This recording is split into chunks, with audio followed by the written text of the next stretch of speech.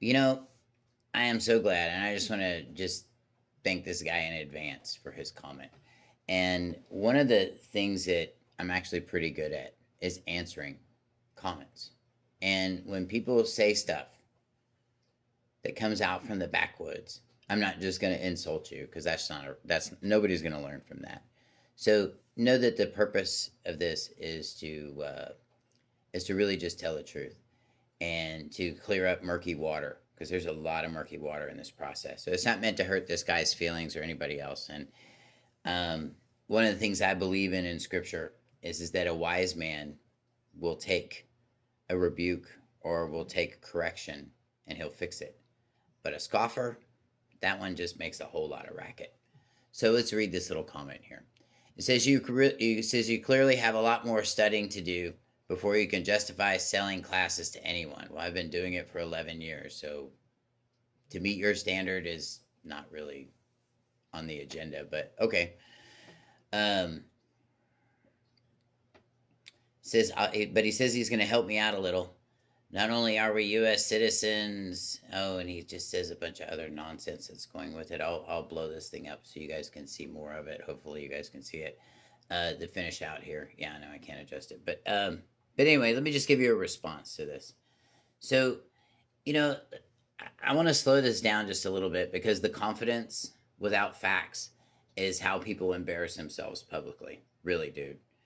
So and I'm going to just address each one of these comments rather than just reading it. You said that there's no such thing as the 14th Amendment. Yeah. Well, that is a really that's not a bold claim. It's just wrong.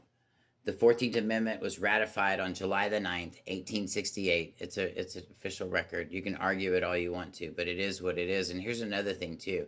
It was certified by the Secretary of State, William H. Stewart, and it's a historical record, not an opinion. Now, here's where it gets worse for your arguments.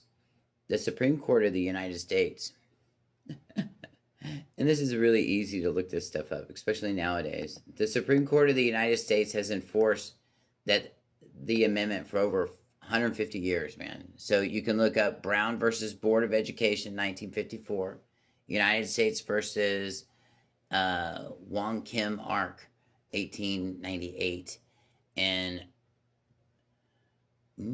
Obergefell versus Hodge. I hope I didn't mess that up too bad. Anyway, 2015. These are all based on the 14th Amendment, and all these decisions were based literally on the 14th Amendment, and they cited it. That's what he's saying.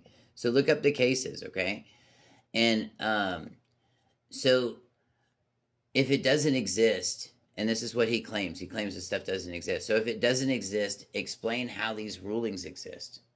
And why does every court in the country still follow them? Well, the simple answer is, and it's a rhetorical answer, is that you can't. So now let's deal with the other thing he talked about, that it was not legally ratified. There's people that believe in this movement that this wasn't legally ratified. And this is an argument that's brought into court a lot. You can look at it's all over YouTube. And every time it's brought into court, in the history books and even in the law books, it gets thrown out as frivolous. It's not debated. It's not seriously taken. It's dismissed. And guys, when you go to court, you're fighting for something. You need to be taken seriously, even if it's a ticket. And anyway, and then it says and then I'm going to address the last thing he did was the 1967 Congressional Record Reference. That's not law. It's not binding. And it doesn't override the Constitution, Article 5, or a century and a half of Supreme Court precedents. So, in other words, there's equity involved. And what happens is when people start acting as such, that's what he's talking about, the precedent. When you've got so much case law that's acting as such, not only do you have law on your side, but you've got equity on your side as too. And really honestly, that's cherry picking something you really just don't understand. Honestly, just making that argument is just silly, respectfully. And the 14th Amendment is literally defines if you are born in the United States that you are a U.S. citizen. That is not a theory. That's why people are rushing into this country to be born here, because that's the rules. So here's the reality. What you're repeating isn't legal analysis. It's recycled sovereign citizen material that has never, and I mean never once, won in a real courtroom.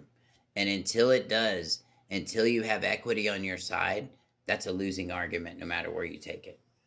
Because until a court stands up and says exactly how you're saying it, so you don't have to twist it to make it work, it's just not going to fit.